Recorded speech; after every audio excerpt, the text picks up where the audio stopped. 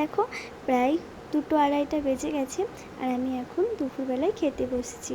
আজ দুপুরে মেনুতে ছিল পেঁপের তরকারি, মাটন কষা, ডাল আর এদিকে ছিল উচ্ছে সিদ্ধ।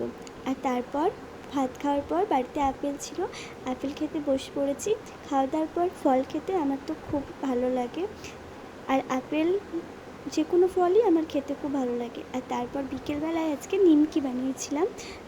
আমার নিমকি খেতে বহুত দিন থেকে ইচ্ছে করছিল, তাই নিমকি বানিয়েছিলাম। আর আমি ফার্স্ট টাইম নিমকি করলাম। হ্যাঁ, দিদাও ছিল আমার সাথে, আমাকে হেল্প করেছিল, আমাকে দেখিয়ে দিয়েছিল। তো দেখো প্রথমে কালো জিরে সাদা তেল দিয়ে ভালো করে ময়দাটা পাতলা করে মাখিয়ে নেব। এরপর সুন্দর করে পাতলা পাতলা করে রুটির মতন করে বেলবো। তারপর একটা ব্লেড নিয়ে সুন্দর করে ছোট্ট ছোট্টভাবে কেটে নিয়েছি। প্রথমে তো আমি পারছিলাম না, তারপর যাই হোক মোটামুটি ভালোই পেরেছি। কেমন হয়েছে অবশ্যই বলো। আর এদিকে নিমকি কাটার পর মা বিকেলে চা দিয়ে দিয়েছিল। এদিকে দেখো তেল গরম হয়ে গেছে, নিমকিগুলো আমি ভাজতে দিয়ে দিয়েছি। কেমন হয়েছে অবশ্যই বলো। আর এদিকে রাতের ডিনারে ছিল লুচি, আজ ছিল কাবলি ছোলার তরকারি। তো চলো আজ এই পর্যন্ত।